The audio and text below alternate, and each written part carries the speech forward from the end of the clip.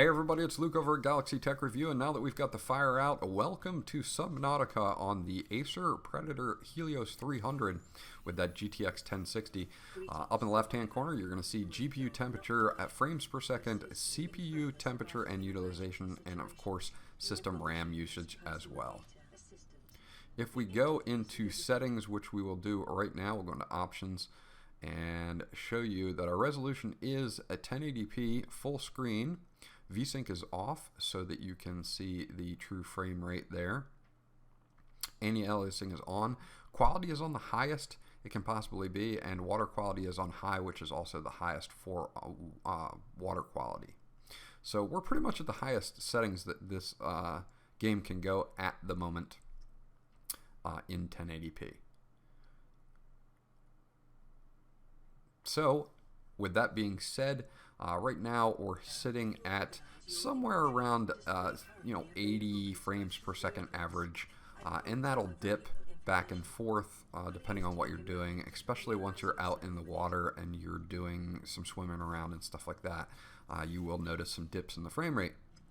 What I will do is I will let you guys check out the gameplay, and then I will check back at the end. Situational assessment. Time T+3 hours since planet fall.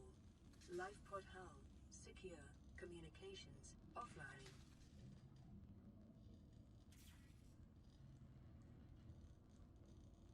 Attention. Detecting increased local radiation levels. Trend is consistent with ongoing degradation of the Aurora's dark matter drive core due to damage sustained during collision. Continuing to monitor. The Aurora suffered catastrophic hull failure. Cause unknown. 0 human life signs detected in 100-meter range. Environment: uncharted, ocean planet. Oxygen, nitrogen. So as you can see, right now we have a dip there, but it immediately goes back up to about 70 to 80 frames per second. So far not too bad. A couple dips as you're just kind of swimming around here, but nothing that really hinders gameplay or anything like that. Immediate rebounds. You can see now we're up to 100 frames per second. But usually it averages right around 80 frames per second average. So not too bad. Those little dips that you see there are just like for a fraction of a second, and I don't even really notice it while I'm playing.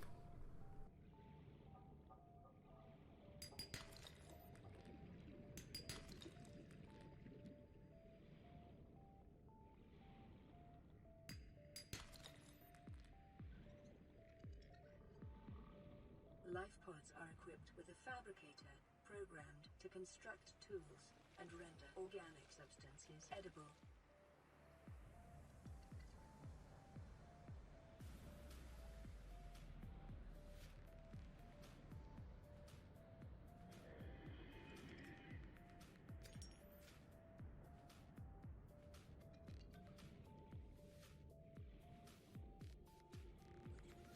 New creature discovered.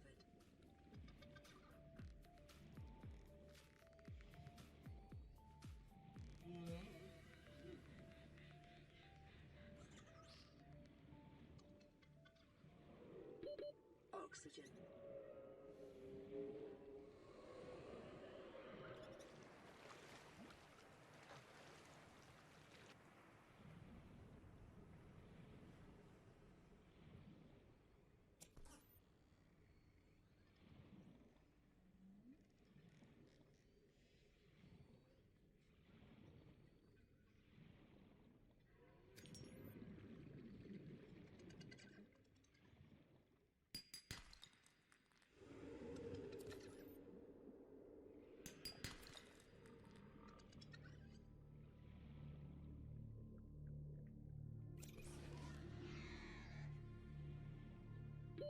Oxygen.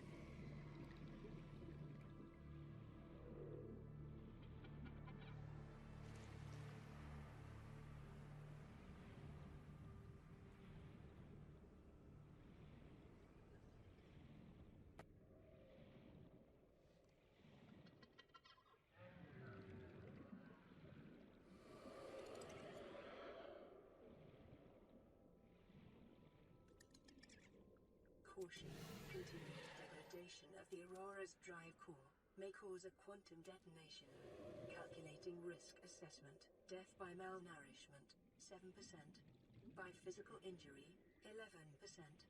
By exposure to radioactive crash site materials, 19%. If the drive core is breached, probability of death increases to 65%.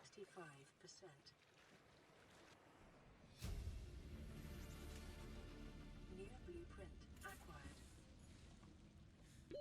Oxygen.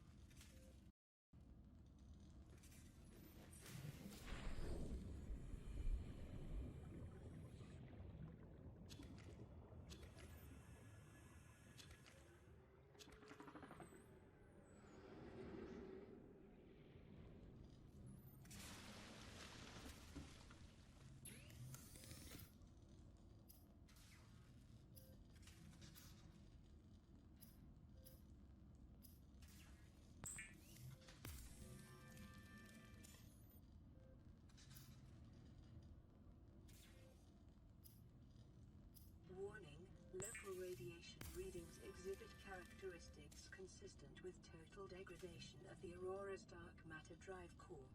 A quantum detonation will occur with a probability of 85.5%. Advise observing a 1 kilometer safety range. The handheld spectroscope scanner can be used to synthesize blueprints from salvaged technology and to record alien biological data. New creature discovered.